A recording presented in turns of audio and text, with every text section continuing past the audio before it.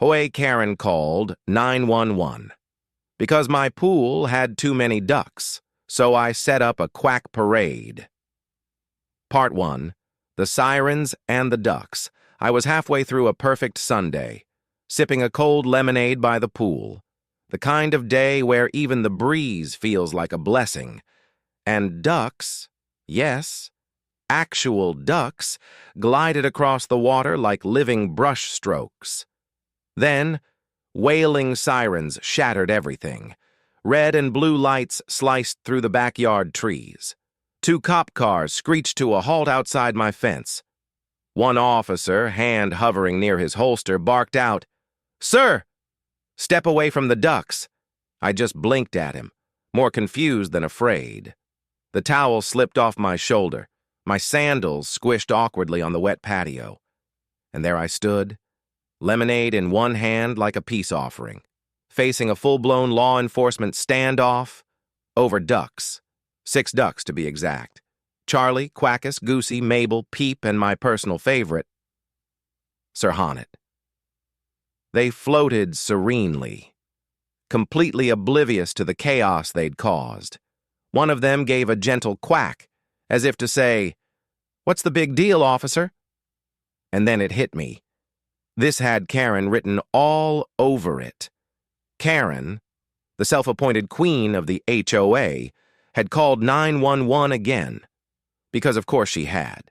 This wasn't our first battle. Not by a long shot.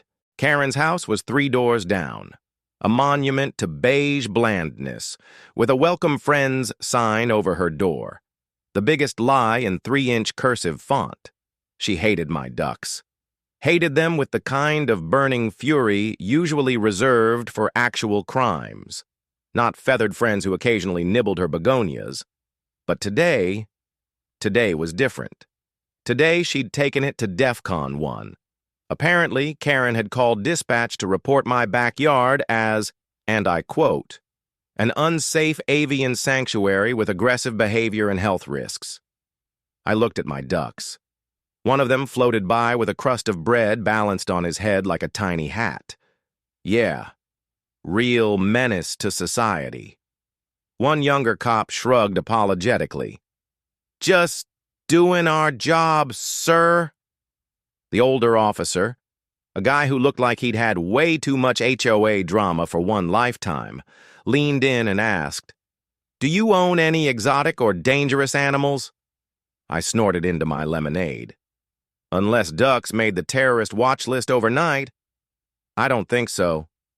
They did a cursory sweep, checking the pond, the pool, the ducks. All they found was waddling, splashing, and adorable anarchy. Finally, the senior officer sighed and called Karen. I could hear her even from 3 houses away, shrieking through the phone loud enough to scare the squirrels. "No, ma'am," I heard him say. "There are no violations here. Ducks aren't classified as nuisances. No, we cannot arrest them." I swear I saw Karen pacing back and forth on her porch. Clipboard clenched like a holy relic, sunglasses perched furiously on her face. The officers left after giving me a polite nod. And a casual warning.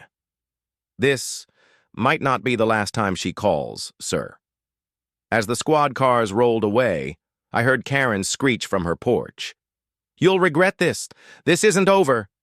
Then, slam!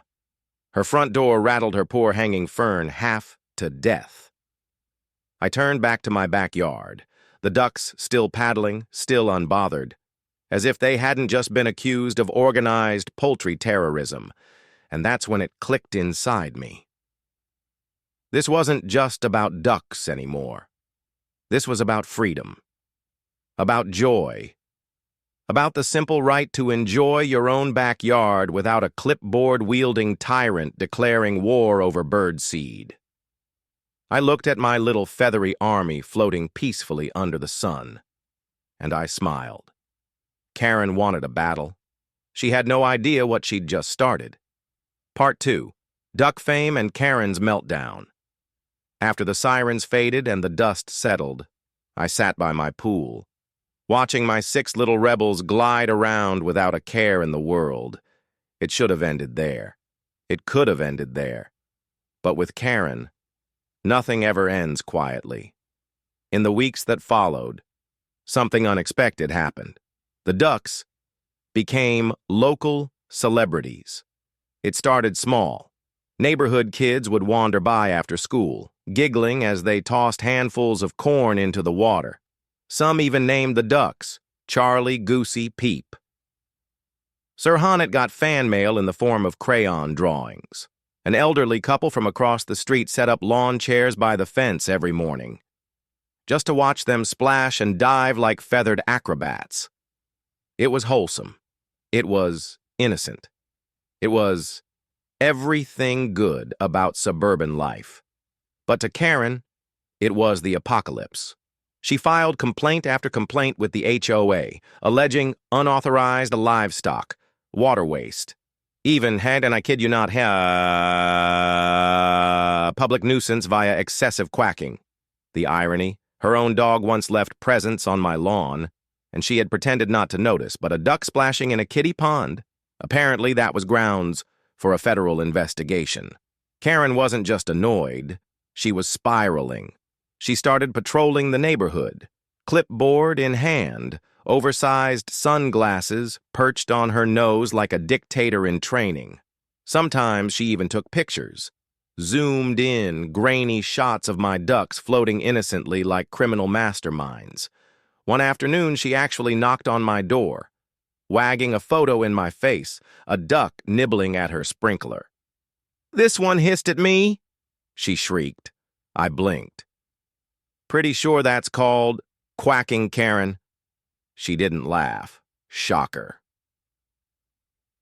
But after the 911 incident, I realized something important. I couldn't just ignore her anymore. No.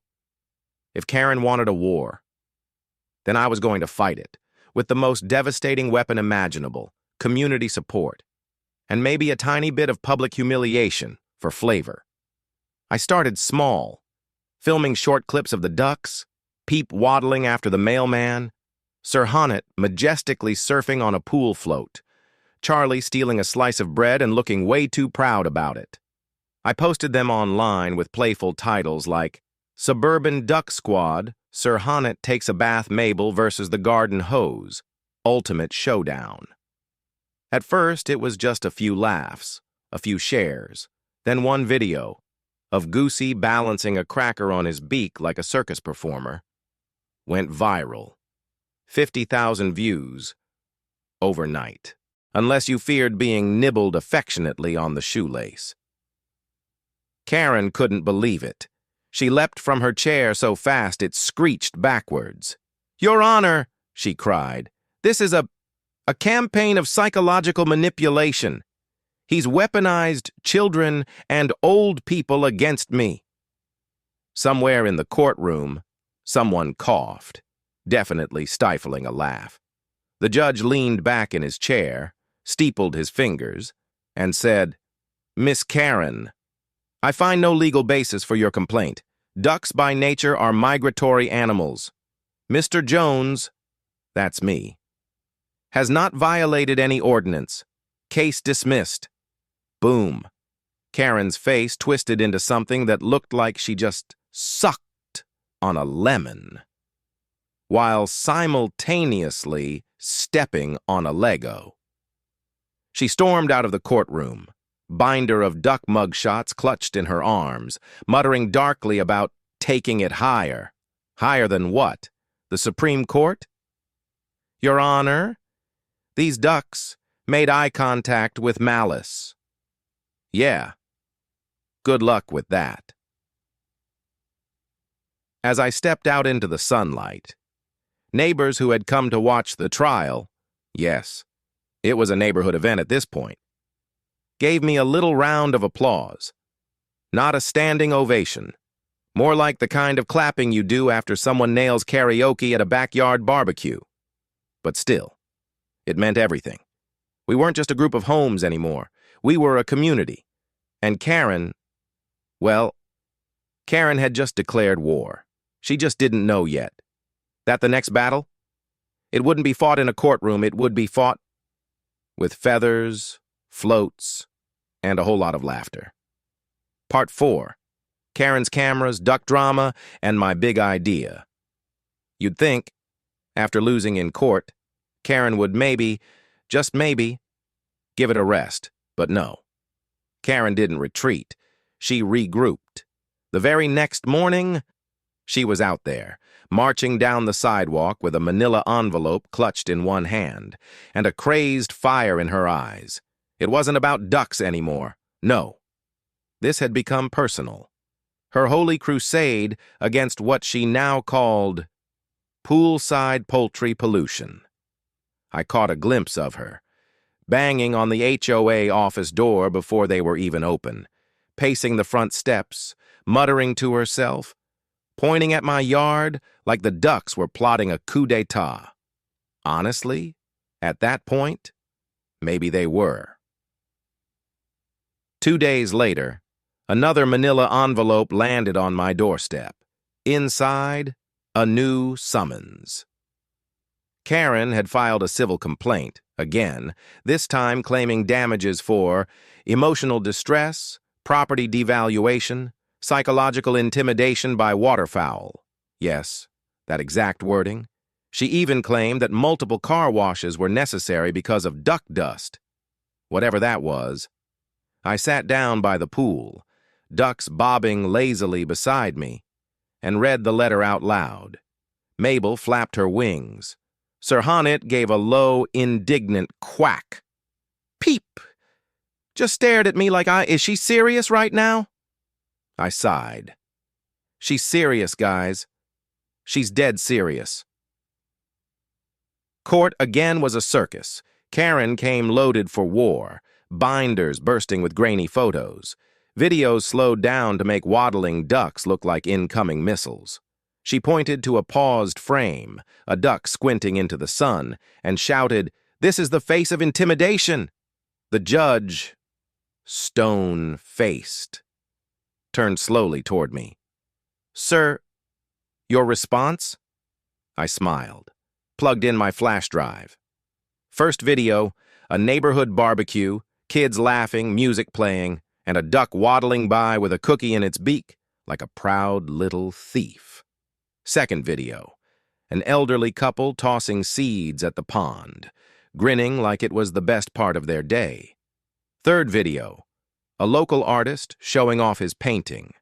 Sir Honnet, defender of the pond.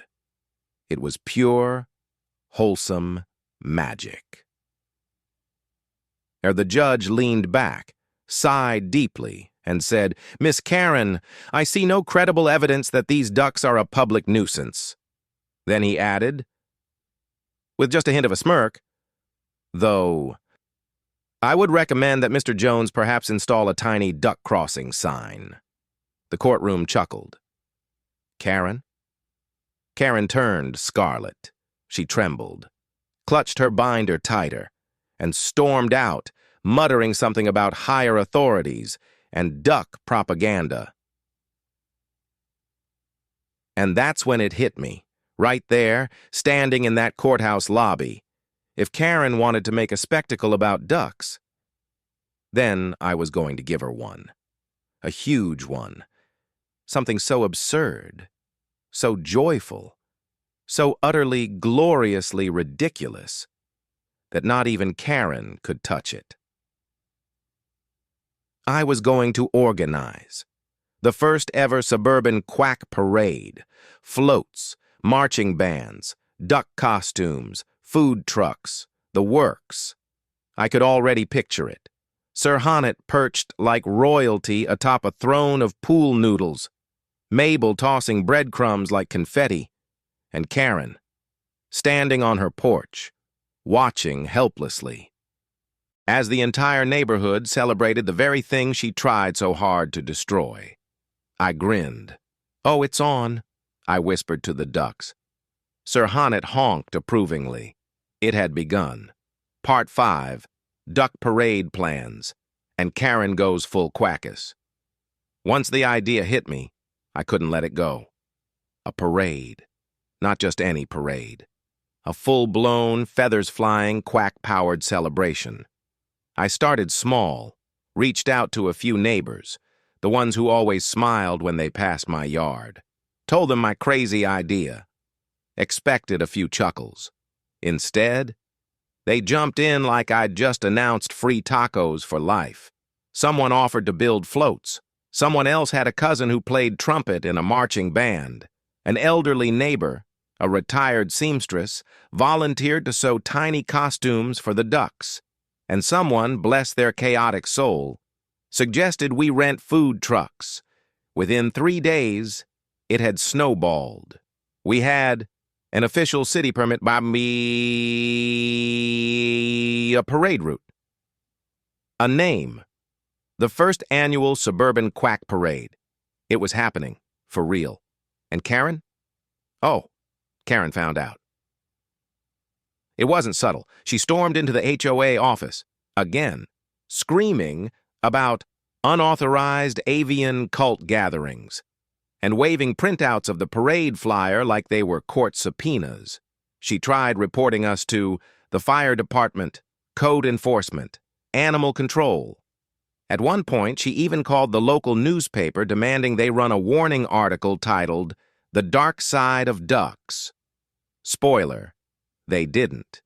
Instead, they ran a lighthearted piece called "Suburban Joy Takes Flight," complete with a photo of Goosey in a tiny handmade sash that said, "Grand Quack Marshal." The days leading up to the parade, Karen went full surveillance mode. She was spotted driving around the neighborhood at 3 a.m., high beams blazing, flashlight in one hand, clipboard in the other. Some neighbors said she started wearing camo, as if she was gearing up for jungle warfare, against a flock of mildly chubby ducks. Someone, bless them, filmed her crouching in a bush, binoculars pressed to her face, muttering under her breath like a spy in a cartoon. The video hit the internet under the title, "Karen Goes Quackus," a documentary. It went viral fast. Top comments included, "Is she nesting? She's evolved from clipboard Karen to cryptid Karen. Somebody get her a Discovery Channel deal." But underneath the laughter, I felt something else. Karen wasn't just obsessed. She was unraveling. This wasn't about ducks anymore. It wasn't even about HOA rules. This was about her needing to win, needing to control something, anything. And now that she couldn't, she was spiraling. Meanwhile, me? I was just a guy, trying to enjoy his pool, and maybe throw the most ridiculous, joyful parade this sleepy suburb had ever seen.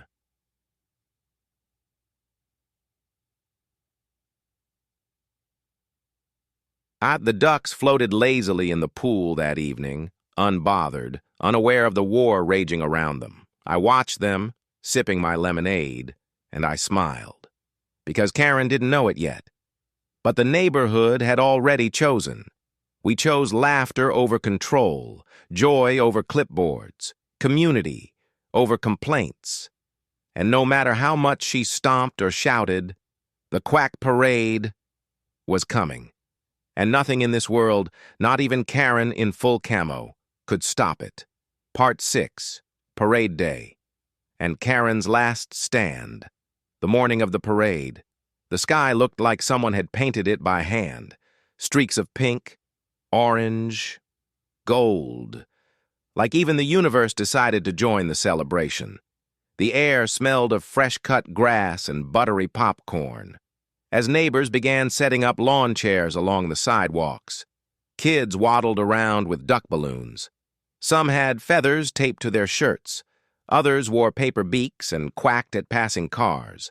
Local food trucks pulled into the park entrance. One proudly advertised a new menu item, the Feather Burger. Thankfully, no one to...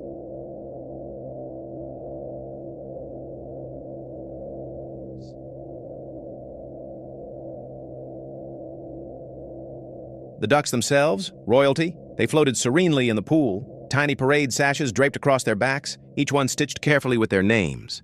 Sir Honnet, Goosey, Peep, Charlie, Mabel, Quackus. It was perfect. It was ridiculous. It was everything I had dreamed. Then, the floats rolled in, an old wagon transformed into a giant breadcrumb, complete with dancers doing synchronized waddles behind it. Another neighbor created a float called the Pond of Dreams Mist Machines, spinning lily pads. It was like Disney had gotten drunk and crashed into a backyard barbecue. The brass band tuned up, decked out in full duck costumes, yellow hats, orange flippers, and all. At exactly 10 a.m., I stepped onto the street, wide-brimmed hat on my head, staff-topped with a giant plush duck in my hand. The grand Quack Parade had begun. The crowd clapped. Kids squealed. Sir Honnet gave a majestic, approving honk. I waved like some sort of ridiculous suburban king, leading my army of floating, flapping happiness down the block. And that's when she appeared. Karen, standing dead center at the end of the block. Feet planted like a medieval gatekeeper. In one hand, a giant bullhorn. In the other, a stack of laminated flyers. She wore a khaki vest, a sun visor, and sunglasses so large she looked like a mall cop on a power trip. Next to her, a massive homemade sign, "Stop the Duck Madness." She raised the bullhorn and unleashed a shriek that could peel paint. This event is an unauthorized disturbance to residential order. Disband immediately or face legal action. The music faltered. The brass band stumbled to a confused halt. The parade froze. Kids clutched their balloons. Adults glanced around, unsure what to do. Karen advanced, marching toward me, bullhorn blaring in bursts. Property values! Bacteria! Community decay! She shoved a laminated flyer at my chest. I didn't take it. Instead, I smiled, raised my staff, and gave a long, slow, theatrical quack. Quack! Behind me, Sir Honnet honked triumphantly. A ripple of laughter swept through the crowd. Karen's face turned a deep, volcanic shade of red. And then, it happened. One of the younger ducks, Mabel, leapt gracefully off the Grand Marshal float and waddled right toward Karen. The horror on Karen's face was cinematic. She backpedaled, still shrieking into the bullhorn. Didn't see the decorative mini-pond someone had set up nearby. Splash. Karen went down, bullhorn flying, papers scattering, water erupting around her like a geyser. She popped up seconds later, hair plastered to her face, one sandal floating beside her, the entire street, silent for one stunned heartbeat, and then, boom. Laughter exploded. Phones whipped into the air, filming from every angle. Kids screamed in delight. Even the brass band started playing again, a jaunty, victorious tune. Karen, drenched and defeated, stumbled out of the pond. She didn't say a word, didn't even glare. She just gathered her soggy flyers, scooped up her limp bullhorn, and marched off down the street, leaving a trail of wet footprints and a crowd of roaring laughter behind her. The parade? It didn't just continue, it soared. Kids danced around her abandoned sign, neighbors clapped in rhythm, the ducks floated on, oblivious heroes of the hour. And me?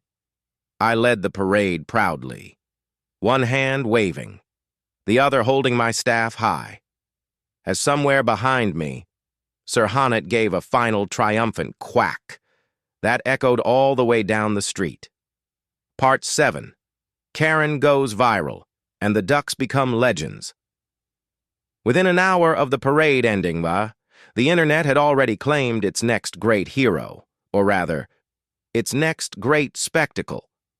Because the moment Karen slipped into that decorative pond, it was captured from every possible angle. Slow-motion videos, remixes set to dramatic music, memes popping up faster than you could say, quack. One video was titled, Duck Karen vs. Gravity, The Final Splash. Another, Duck Justice, Served Cold. Someone even added tiny animated ducks dancing around her as she flailed in the water, like backup dancers in a Broadway finale. Then by that evening, the video had 800,000 views. By the next morning, over 1 million. TikTok exploded with edits, people pretending to be the duck, people narrating Karen's fall in Shakespearean English. O noble fowl, thou hast felled the tyrant. Even late-night talk shows got wind of it. One host called it the most important piece of American cinema since the moon landing. It was absurd. It was glorious. It was perfect. Meanwhile, the ducks? The ducks became legends. Sir Hanat was unofficially crowned Lord of the Pond. Someone painted a mural at the local park, a giant heroic Sir Hanat. Wings spread wide, a tiny golden crown perched on his head. Neighborhood kids wore duck costumes to school for Spirit Day. Local shops started selling duck-themed merchandise, T-shirts, mugs, even cookies shaped like little waddling heroes. I walked into the grocery store one afternoon, and the cashier asked me to autograph her reusable tote bag, which had a giant picture of Goosey on it. Life had gotten very, very weird, in the best way possible. Karen? Karen went into hiding. She stopped attending HOA meetings. She stopped patrolling the sidewalks. Neighbors said they sometimes caught glimpses of her, peeking nervously through the blinds, as if waiting for another duck uprising. One brave soul said they saw her once, wearing a giant sun hat, sunglasses, and a scarf, like a celebrity hiding from paparazzi. Honestly, she was kind of famous now, just not the way she wanted. Meanwhile, the neighborhood changed. People smiled more, struck up conversations at the mailbox, planned block parties instead of just sending passive-aggressive HOA letters. It was like the ducks had reminded everyone what mattered. Community, joy, laughter, even the HOA board, usually as fun as a root canal, softened. Bill, the HOA president, stopped by one evening, handed me a duck-shaped cookie, and said, "You know, I think we all needed that parade more than we realized." Then he tipped an imaginary hat toward Sir Hanat and walked away. That night, I sat by the pool, a cold lemonade in my hand. Sir Hanat floating lazily under the stars, the soft ripple of water, the distant hum of laughter from a backyard barbecue. It was peace, the kind you fight for, not with fists, but with floats, feathers, and a whole lot of stubborn joy. And as I sipped my drink, watching the reflections of the ducks in the moonlit water, I knew one thing for sure. This was only the beginning.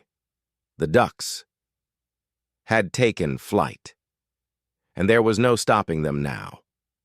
Part 8, Ducks on national TV, and the world quacks along about a week after the parade, just when things were starting to feel normal again. I got an email.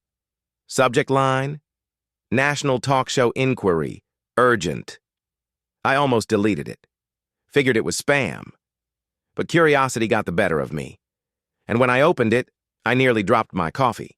It was real. A major national talk show. One of the ones with celebrity guests, fake plants, and way too much applause, wanted me and the ducks on air. At first I laughed, like belly laughed. This couldn't be real, right?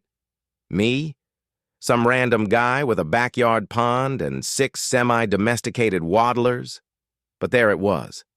The official logo, a real phone number, a real producer asking if I'd be willing to appear, either virtually or even fly out for a live segment.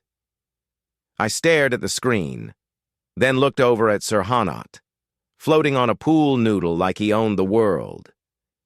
"You ready for Hollywood, buddy?" I asked. Sir Hanat answered, with the most dignified quack I'd ever heard. The whole neighborhood buzzed when word got out. Neighbors brought over cookies shaped like cameras and ducks. Kids made little posters. "Team or not, Quack attack on TV." Even Bill from the HOA, yes, that Bill, dropped off a bottle of lemonade and said, "Make us proud, kid." It was surreal. One minute, I was just a dude trying to keep his pool clean. The next minute, I was prepping a duck for national television. And the producer called me the night before. "We love your story," she said. "It's funny, it's heartfelt, it's pure chaos.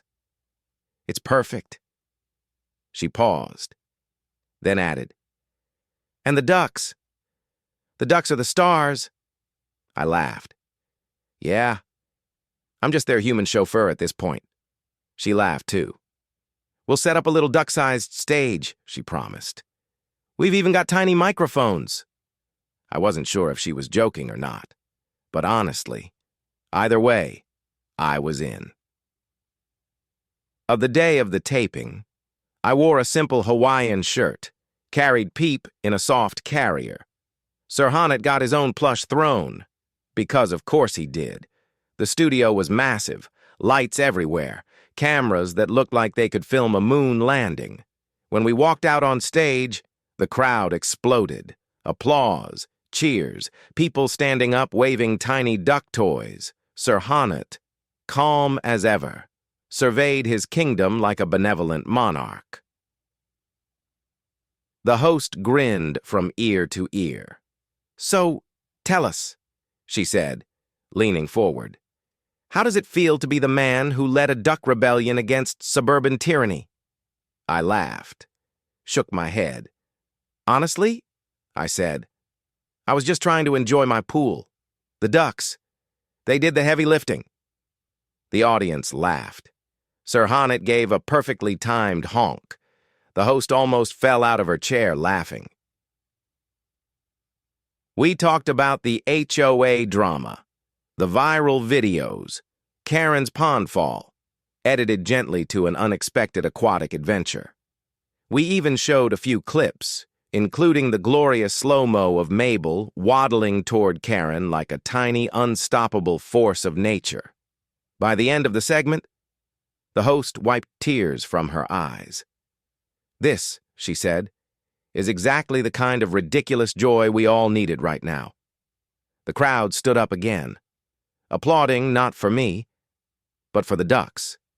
And in that moment, I realized something.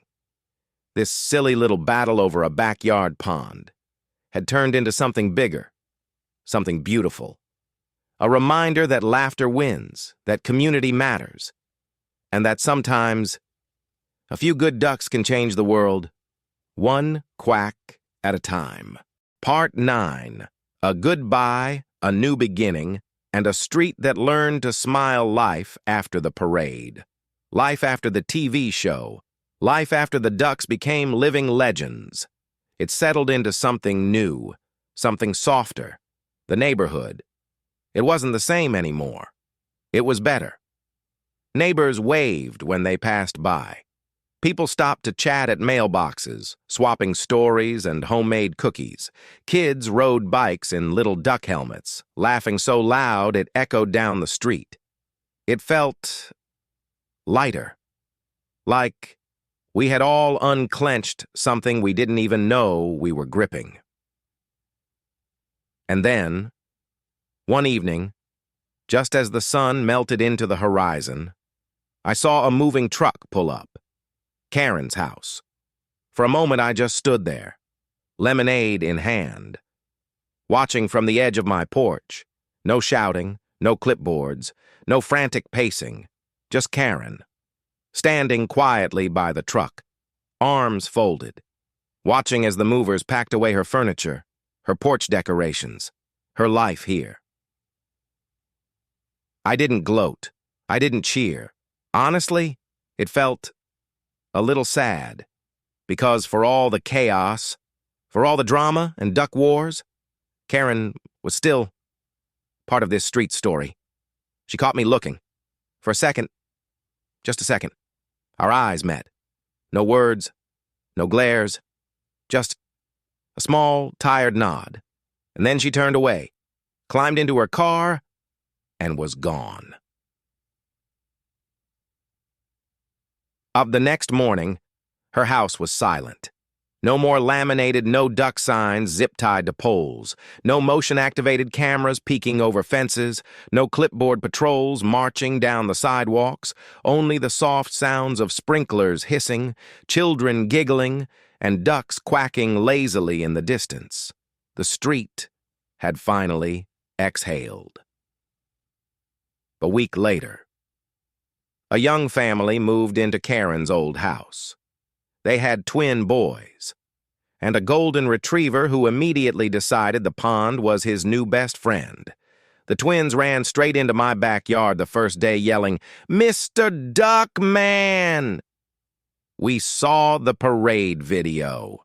I laughed, handed them each a duck-shaped cookie, and gave them the grand tour of the pond. At the next HOA meeting, someone proposed a new tradition: annual suburban Quack Parade. No debate, no grumbling, just a unanimous, joyful vote. Even Bill, who used to treat bylaws like sacred texts, broke into a huge grin and said, "About time." Of that night, I sat by the pool, coffee in hand, the ducks floating peacefully under a sky stitched with stars. Sir Hanat gave a contented honk, like he knew. He was home. The water rippled gently, carrying laughter and memories across the quiet night. And somewhere, deep in the stillness, I smiled. Because sometimes, the best revolutions start not with anger, but with feathers and floaties, and a stubborn refusal to stop believing in joy. Part 10, the Duck Day Festival, and how joy took over the town. It started with a simple idea. If one street can throw a quack parade, why not the whole town?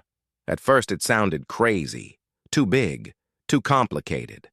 But joy, real joy, has a way of growing faster than anyone expects. The mayor caught wind of it. Local businesses pitched in. Schools volunteered their marching bands. Within a month, Duck Day Festival was officially declared, an entire Saturday dedicated to celebrating ducks and laughter and the beautiful absurdity of it all. Banners lined Main Street. Giant yellow ducks bobbing in the breeze. Food trucks rolled in, serving everything from duck-shaped cookies to lemonade in little duck floaty cups. There were duck calling contests, duck-themed face-painting booths, even a waddle race where kids had to race across the park wearing giant duck feet. The art gallery hosted a special show, Wings of Joy, featuring paintings, sculptures, and even a quilt stitched with dozens of tiny fabric ducks. It wasn't just an event. It was a movement, a reminder. That silliness could be sacred, too. Sir Hanat led the opening parade. Of course he did. Perched on a velvet throne atop a glittering float, crowned in gold paper. Surrounded by the original flock, now slightly plumper but just as proud. I walked beside them, carrying the same old staff from that first parade, feeling like the luckiest guy in the world. As we passed through town, people cheered, threw confetti shaped like feathers, waved homemade signs that read, "Long live the ducks," Quack happens. Joy greater than HOA rules.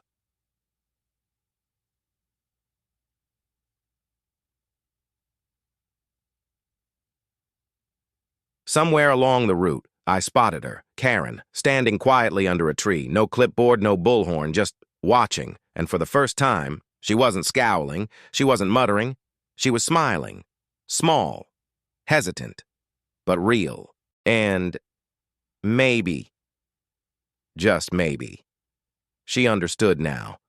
Maybe she realized that control could build fences, but only joy could build bridges. For that evening, the festival ended with fireworks bursting over the duck pond. Colors danced across the water, reflected in hundreds of ripples as the ducks floated lazily under the stars. Families sat on blankets, kids chased each other with glow sticks, neighbors laughed, clinked lemonade cups, and told stories about how it all started. And somewhere in that shimmering, laughing, impossible moment, I realized something. It was never really about the ducks. It was about hope, about standing up for the little silly things that make life beautiful, about proving, in the face of rules and noise and negativity, that a simple splash of joy could ripple out and change an entire town.